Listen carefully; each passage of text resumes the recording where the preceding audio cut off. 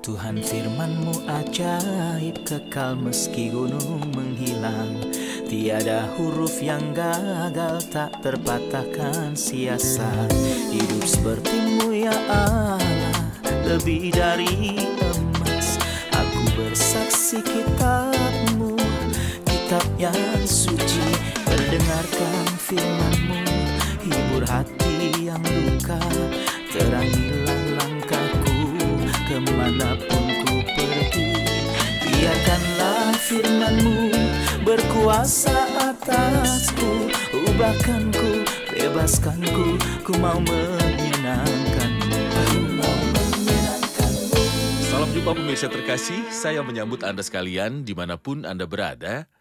Dalam episode yang terbaru, program studi harian kita semua Kitab Suci. Kita masih mempelajari nubuatan dari Kitab Yoel dan kita masih mempelajari pasal yang kedua. Dengan karunia Tuhan, dalam episode hari ini kita akan mulai mempelajari ayat yang ke-28. Untuk memulai, izinkan saya untuk menyambut tamu kehormatan di studio, seorang hamba Tuhan, Saudara Yosef Riyad. Selamat datang, Saudara Yosef. Selamat datang, Saudara Riyad. Kami juga menyambut hadirin di studio, selamat datang. Pemirsa terkasih, kita akan mulai pembelajaran hari ini sesaat lagi. Jika Anda memiliki pertanyaan, kirimkan pada kami. Dengan karunia Tuhan, kami akan mencoba menjawabnya. Kami akan segera kembali, tetaplah bersama kami.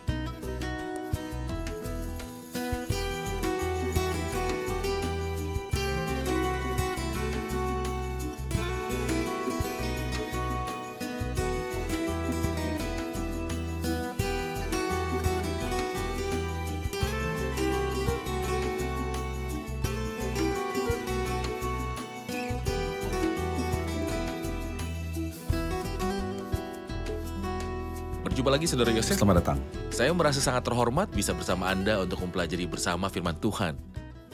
Kita telah sampai ayat 28 dari pasal 2 Nubuat Yoel, atas karunia Tuhan. Kita akan mempelajari sisa pasal hari ini dari ayat 28 hingga akhir pasal. Saya akan membaca beberapa ayat, kemudian kembali untuk bertanya. Silakan. Kemudian daripada itu akan terjadi bahwa aku akan mencurahkan rohku ke atas semua manusia. Maka anak-anakmu laki-laki dan perempuan akan bernubuat. Orang-orangmu yang tua akan mendapatkan mimpi, teruna-terunamu akan mendapat penglihatan-penglihatan. Juga ke atas hamba-hambamu laki-laki dan perempuan akan kucurahkan rohku pada hari-hari itu. Aku akan mengadakan mujizat-mujizat di langit dan di bumi, darah dan api dan gumpalan-gumpalan asap. Matahari akan berubah menjadi gelap gulita dan bulan menjadi darah sebelum datangnya hari Tuhan yang hebat dan dahsyat itu. Dan barang siapa yang berseru kepada nama Tuhan akan diselamatkan, sebab di Gunung Sion dan di Yerusalem akan ada keselamatan, seperti yang telah difirmankan Tuhan, dan setiap orang yang dipanggil Tuhan akan termasuk orang-orang yang terlepas. Saya butuh komentar utama tentang bagian ini. Apa judul bagian yang baru saja kita baca? Hari Tuhan dalam kedua dimensinya, penghakiman dan penghiburan atau penebusan. Di sini kita melihat gambaran penghakiman yang mengerikan. Misalnya dalam ayat 30, aku akan mengadakan mujizat-mujizat di langit dan di bumi, dan api gumpalan-gumpalan asap. Ini adalah sisi penghakiman yang disebutkan di lebih dari satu tempat dalam kitab suci. Apakah ini malam hari Tuhan yang telah Anda Ya, sebutkan tepat sebelumnya? sekali. Tetapi setelah itu Yoel berbicara tentang karunia terbesar Tuhan bagi umat manusia, yaitu pencurahan Roh Kudus atas semua umat manusia. Ini akan terjadi sesaat sebelum kerajaan milenium. Apa ini maksud dengan pencurahan Roh Kudus atas semua manusia? Anda katakan bahwa Yoel berbicara tentang pencurahan Roh Kudus di sini.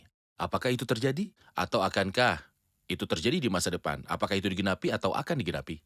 Hujan awal telah datang, tetapi masih ada hujan akhir. Apa arti dari hujan awal? Kita membaca ungkapan ini sebelumnya di ayat 23 yang mengatakan, dan diturunkannya kepadamu hujan pada awal dan hujan pada akhir musim seperti dahulu. Ini tidak hanya berarti hujan yang nyata yang turun untuk pematangan tanaman yang terus dinantikan oleh petani. Tetapi ada juga karunia yang jauh lebih besar yang dinantikan oleh manusia. Jadi, hujan awal turun pada hari Pentakosta, sementara hujan akhir belum turun. Itu akan turun sebelum berdirinya kerajaan milenium. Persis seperti hujan awal turun pada saat berdirinya gereja. Saudara Yosef dalam khotbahnya pada hari Pentakosta, ketika Roh Kudus turun, Petrus mengutip kata-kata ini yang tertulis dalam kitab Yoel pasal 2, dan juga ada di Kisah Para Rasul pasal 2.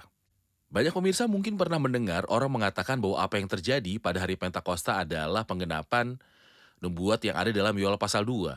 Jadi tidak ada yang disebut dengan hujan akhir, atau tidak ada yang disebut pencurahan Roh Kudus pada hari Pentakosta.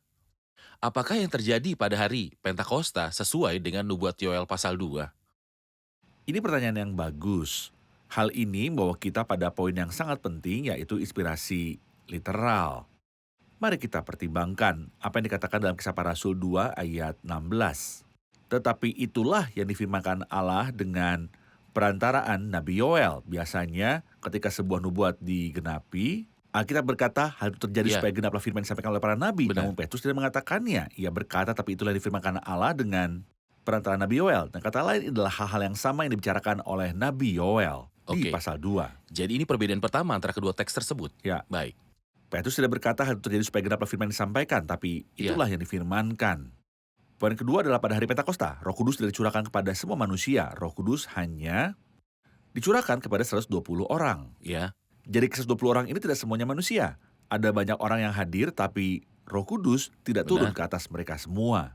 Tetapi sesudah itu, setiap orang percaya Roh Kudus akan tinggal di dalam dia. Maka sampai hari ini, apakah Roh Kudus dicurahkan atas semua manusia 2000 tahun setelah terjadinya hujan awal? Tidak, ini belum Tidak sama terjadi. sekali. Ini perbedaan kedua. Jadi apakah itu akan terjadi atau tidak? Itu akan terjadi. Itu harus terjadi pada waktunya. Maka perbedaan besarnya adalah bahwa Petrus tidak berkata hal itu terjadi supaya genaplah firman yang disampaikan. Tapi itulah yang difirmankan. Saya ingin fokus pada fakta bahwa ketika Alkitab menggunakan ungkapan tertentu dan bukan ungkapan lain, maka ia melakukannya dengan sengaja. Inilah yang kita sebut inspirasi harfiah atau verbal. Di sini Roh Kudus tidak dicurahkan ke atas semua manusia pada hari Pentakosta. Namun Nabi Yoel telah berkata bahwa Roh Kudus akan dicurahkan ke atas semua manusia. Baik, mari kita bahas gagasan pertama yang ada di Kisah Para Rasul 2 karena menandakan hujan awal. Dalam Alkitab, ada sesuatu yang disebut pencurahan Roh Kudus yang baru saja kita baca. Ada juga sesuatu yang disebut dengan baptisan Roh Kudus. Kadang-kadang kita mendengar tentang sesuatu yang disebut kepenuhan Roh Kudus atau dipenuhi dengan Roh Kudus. Saya ingin membedakan antara konsep-konsep ini sehingga kita dapat memahami semua yang berhubungan dengan Roh Kudus. Apa yang dimaksud dengan pencurahan Roh Kudus? Apa yang dimaksud dengan baptisan? Apa itu sama dengan pencurahan Roh Kudus? Apa yang dimaksud kepenuhan Roh Kudus? Bagaimana dengan baptisan Roh Kudus? Kita ingin memahami semua istilah ini. Seperti yang telah kita pahami, pencurahan Roh Kudus telah terjadi dan akan terjadi. Itu terjadi pada hujan awal pada hari Pentakosta ketika Roh Kudus diberikan kepada 120 orang yang sedang menunggu kedatangan Roh Kudus berdasarkan janji Tuhan kepada mereka. Misalnya dalam Lukas pasalnya yang ke-11. Baik, Itulah percurahan, itu terjadi dan akan terjadi lagi. Baptisan Roh Kudus terjadi pada hari Pentakosta. Ini sangat jelas ketika Kristus berbicara dalam Kisah Para Rasul 1 kepada para rasul dan berkata, tetapi tidak lama lagi kamu akan dibaptis dengan Roh Kudus. Ini terjadi 10 hari setelah kenaikan Kristus. oke. Kristus naik ke surga setelah 40 hari kebangkitannya. Ketika hari Pentakosta tiba, Roh Kudus turun, ini disebut baptisan. Kata baptisan disebutkan 7 kali dalam Perjanjian Baru. Itu ada dalam Injil Matius, Markus, Lukas, dan Yohanes. Itu disebutkan dalam setiap Injil. Itu juga ditemukan dalam Kisah Para Rasul 1 dan Kisah Para Baik. Rasul 11. 2 Ya. kali. Kemudian dalam 1 Korintus 12 ayat yang ke-13. Benar. Satu-satunya waktu di mana Alkitab menjelaskan kepada kita arti baptisan adalah dalam surat pertama kepada jemaat di Korintus pasal 12 ayat 13.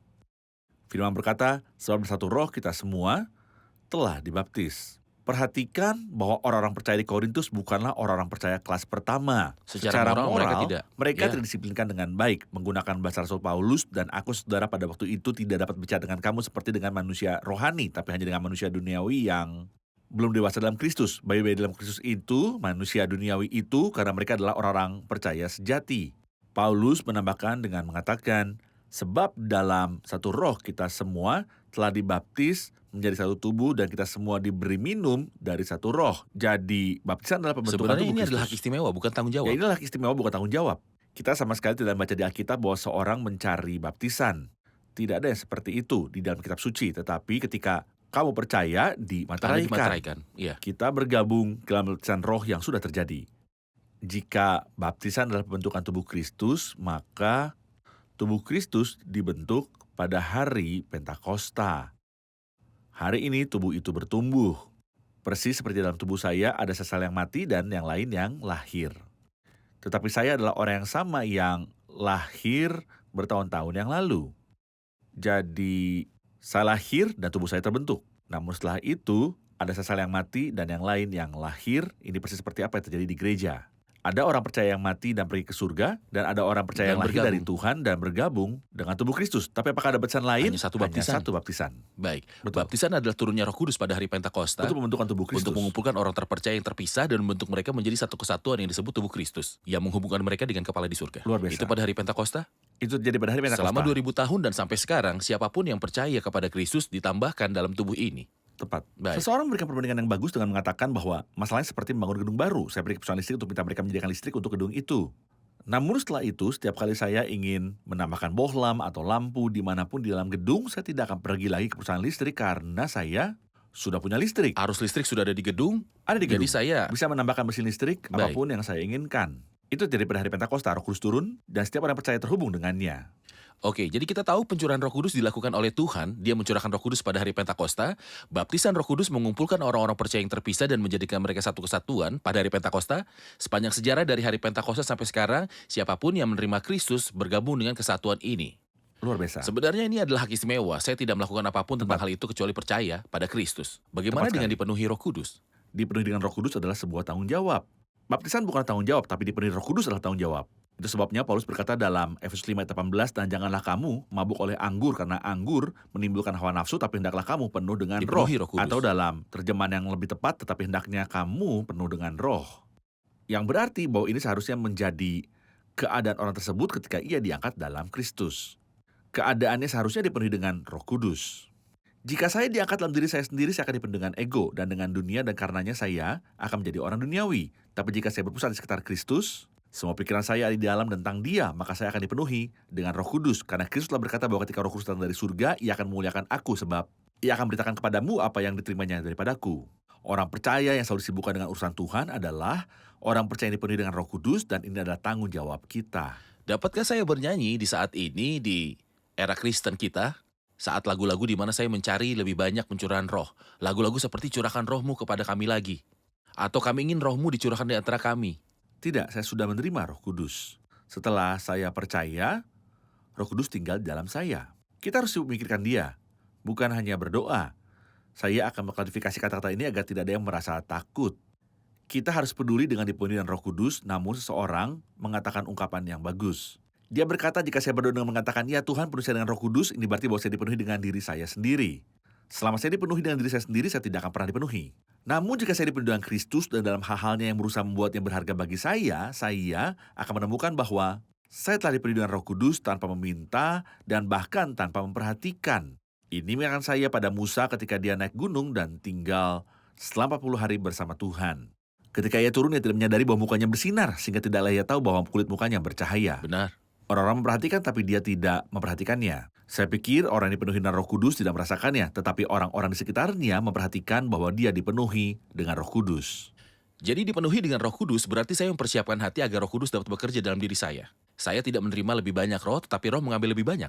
Dari hati Benar. saya, entitas saya, dan pengabdian saya agar Kristus dapat mewujudkan dalam hidup Luar biasa. saya. Kita akan saksikan laporan dan kembali untuk menjawab pertanyaan hadirin. Pemirsa terkasih, kita hidup di dunia di mana tidak ada yang stabil kecuali perubahan itu sendiri. Segala sesuatu berubah. Segala sesuatu memang berubah dan kemungkinan besar kita juga berubah.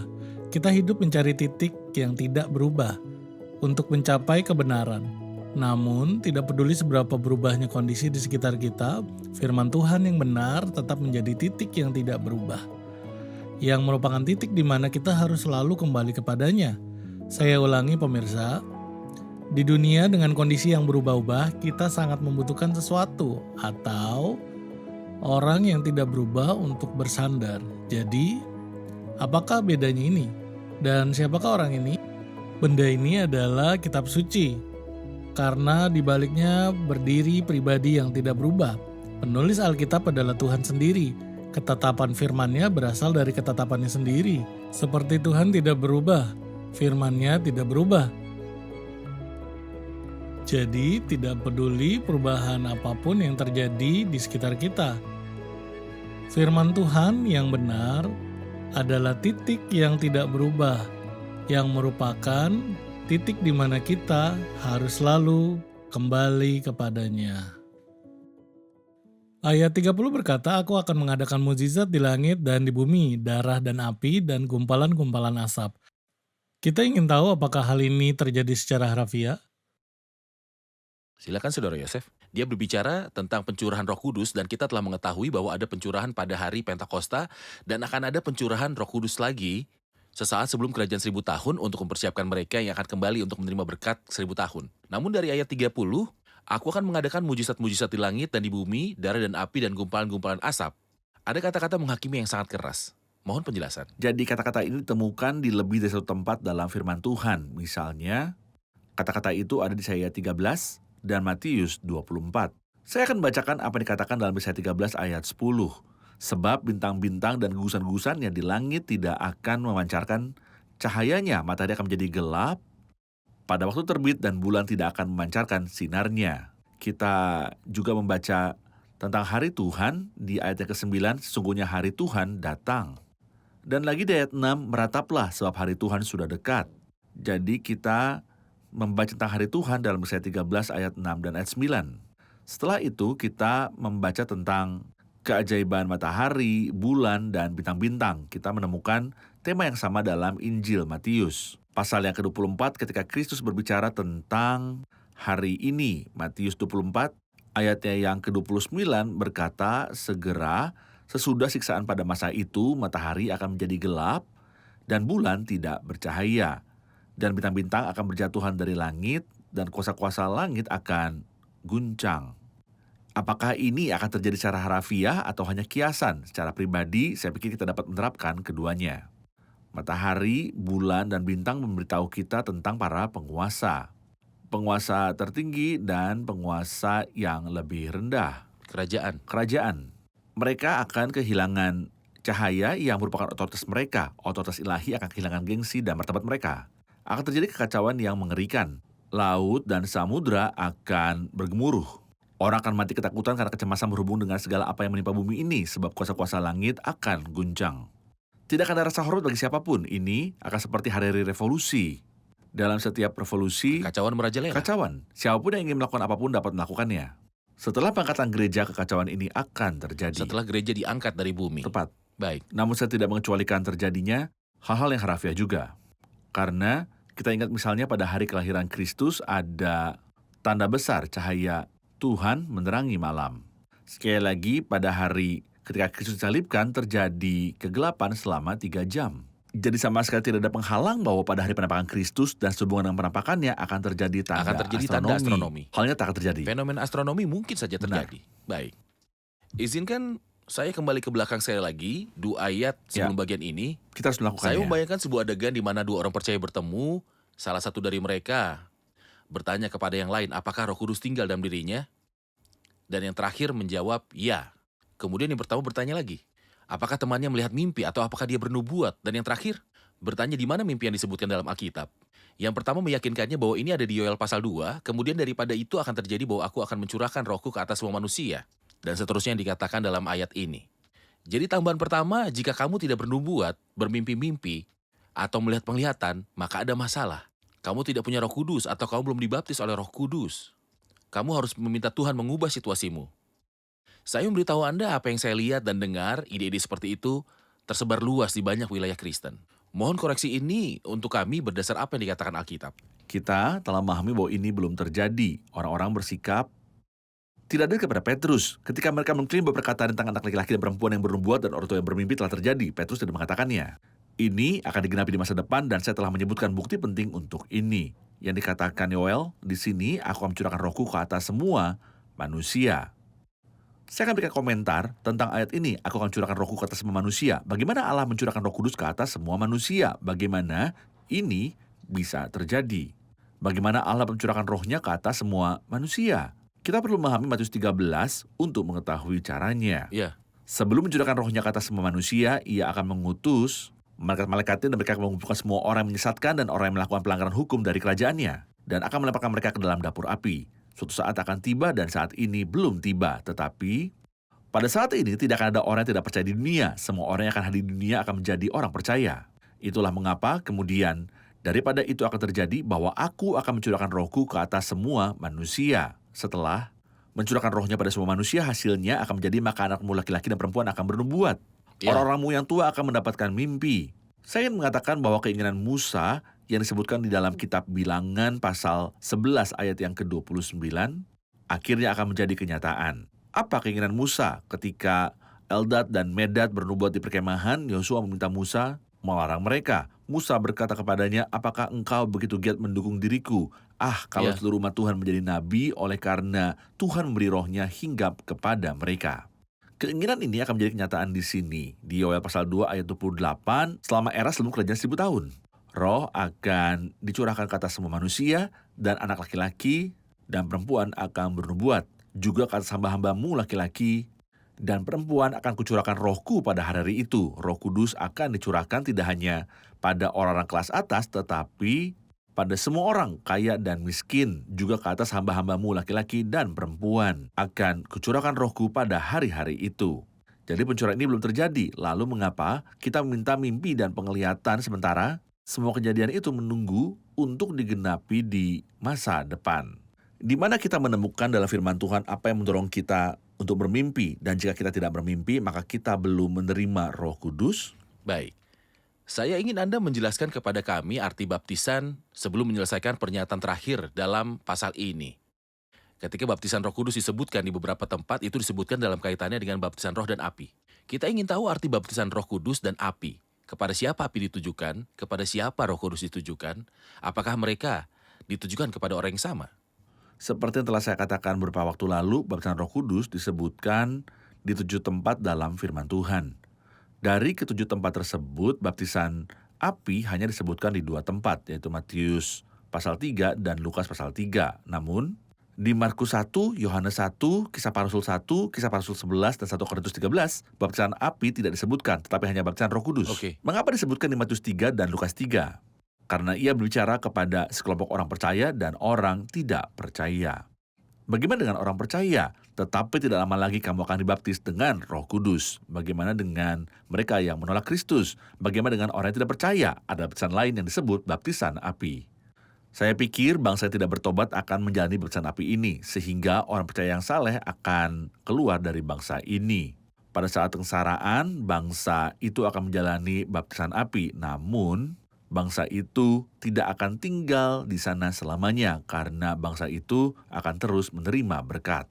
Jika kita membaca Injil Matius pasal 3, kita akan menemukan bahwa Matius menyebutkan baptisan api. Di tengah 2 penyebutan api lainnya, itu didahului dengan 1 penyebutan tentang api dan diikuti oleh 1 penyebutan tentang api. Mari kita baca bagian itu untuk membuatnya lebih jelas. Misalnya dalam Matius pasal 13 ayat 10, kapak sudah tersedia pada akar pohon, dan setiap pohon yang tidak menghasilkan buah yang baik pasti tebang dan dibuang ke dalam api. Apakah ini berkat atau penghakiman? Jelas bahwa itu adalah penghakiman. Aku membersihkanmu dengan air sebagai tanda pertobatan, tapi yang datang kemudian daripadaku lebih berkuasa daripadaku. Dan aku tidak layak melepaskan kasutnya, ia akan membaptiskan kamu dengan Roh Kudus dan dengan api. Lalu ia menyebutkan untuk ketiga kalinya, alat penampis sudah di tangannya, ia akan bersihkan tempat penggirikannya dan mengumpulkan gandumnya ke dalam lumbung, tetapi debu jerami itu akan dibakarnya dalam api yang tidak terpadamkan. Jadi dalam ayat 10, api adalah untuk penghakiman, dan dalam ayat 12, api adalah untuk penghakiman. Jadi mengapa api menjadi berkat dalam ayat 11? Benar. Terima kasih Saudara Yosef. Saya punya 1 pertanyaan terakhir tentang ayat 32. Dan barang siapa yang berseru kepada nama Tuhan akan diselamatkan. Sebab di Gunung Sion dan di Yerusalem akan ada keselamatan seperti yang telah difirmankan Tuhan. Dan setiap orang yang dipanggil Tuhan akan termasuk orang-orang yang terlepas. Apa arti yang berseru kepada nama Tuhan akan diselamatkan? Ini adalah salah satu ayat yang paling menakjubkan yang dapat kita sampaikan kepada setiap orang di dunia yang memberitahunya untuk bersuka cita karena ada berita yang menakjubkan. Yaitu bahwa barang siapa yang berseru kepada nama Tuhan akan diselamatkan. Atau seperti yang dikutip dalam Perjanjian Baru di dalam Kisah Pasal 2 dan Roma 10, sebab barang siapa yang berseru pada nama Tuhan akan diselamatkan. Apakah ada yang lebih-lebihkan dalam kata-kata ini? Atau apakah itu tepat? Itu Firman akurat. itu Apakah saya punya bukti? Ya, saya punya bukti yang luar biasa. Yaitu bahwa ada salah satu orang yang paling jahat yang tidak melakukan apapun kecuali berkata, "Ya Tuhan," dan diselamatkan. Tapi dia mengatakan dengan sepenuh hati. Siapa orang ini? Ingatlah aku. Pencuri di kayu salib. Yang berkata kepada Kristus, "Yesus, ingatlah akan aku apabila engkau datang sebagai Raja." Dia tidak melakukan hal baik apapun dalam hidupnya, tapi sebelum dia meninggal, dia berkata kepada Tuhan, "Yesus, ingatlah akan aku." Maka Kristus berkata kepadanya, "Semua akan diselamatkan, tapi kamu tidak bisa. Kamu seorang penjahat dan penindas." Apakah dia mengatakan Hari ini demikian? kamu akan bersama-sama Tidak, dengan Yesus aku. berkata kepadanya, "Aku berkata kepadamu sesungguhnya, hari ini juga engkau ada bersama-sama dengan aku di dalam Firdaus." Namun sebelum meninggalkan pokok bahasan ini, saya ingin mengatakan bahwa ayat tersebut mengatakan, "Sebab barang siapa yang berseru pada nama Tuhan akan diselamatkan." Tapi kalimat terakhir adalah, setiap orang yang Tuhan. memanggil Tuhan. Seolah sebelum saya memanggil Tuhan, Tuhan sudah memanggil saya terlebih dahulu. Dan ia memanggil domba-dombanya masing-masing menurut namanya dan menuntunnya keluar. Terima kasih Saudara Yosef. Sungguh ketika kita kembali ke Alkitab, berbagai poin menjadi lebih jelas. Benar. Betapa bahagianya kita karena firman Amin. Tuhan. Kita harus mencari Alkitab, menghormatinya dan menghargainya. Bila Alkitab tersingkap, mencerahkan firman-firman-Mu memberi terang, firman yang menerangi jalan kita. Terima kasih, kita rangkum episode ini bersama hadirin.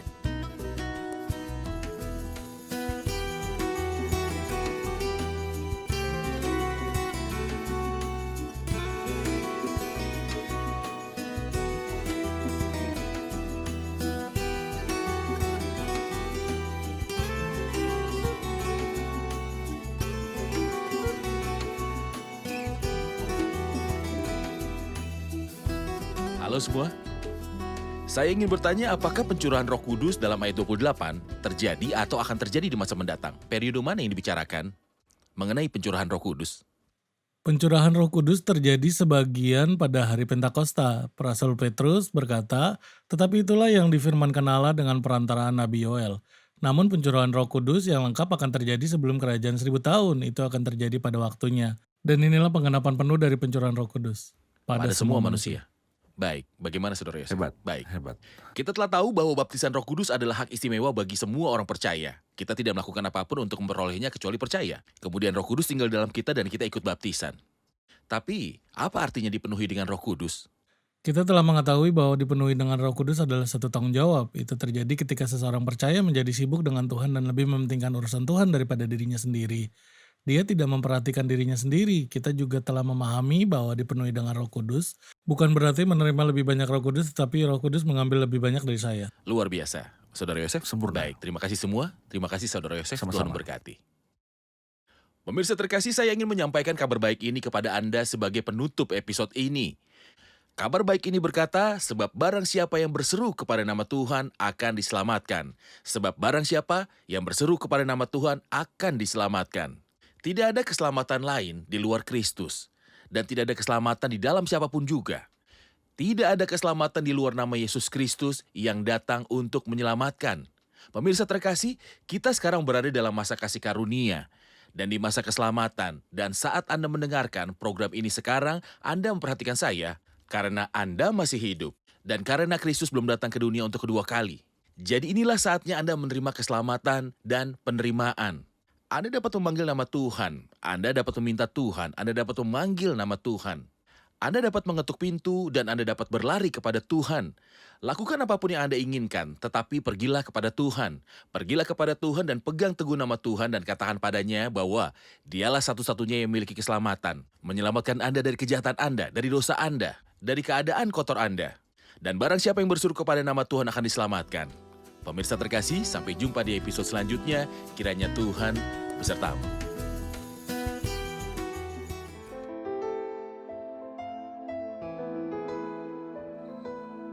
Tuhan firman-Mu ajaib, kekal meski gunung menghilang. Tiada huruf yang gagal, tak terpatahkan siasat. Hidup seperti-Mu ya Allah, lebih dari emas. Aku bersaksi kitab-Mu, kitab yang suci. Mendengarkan firman-Mu, hibur hati yang duka. Terangilah langkahku kemanapun ku pergi. Biarkanlah firman-Mu berkuasa atasku. Ubahkanku, bebaskanku, ku mau menyenangkan-Mu. Tuhan firman-Mu ajaib, ubah dan bebaskan aku.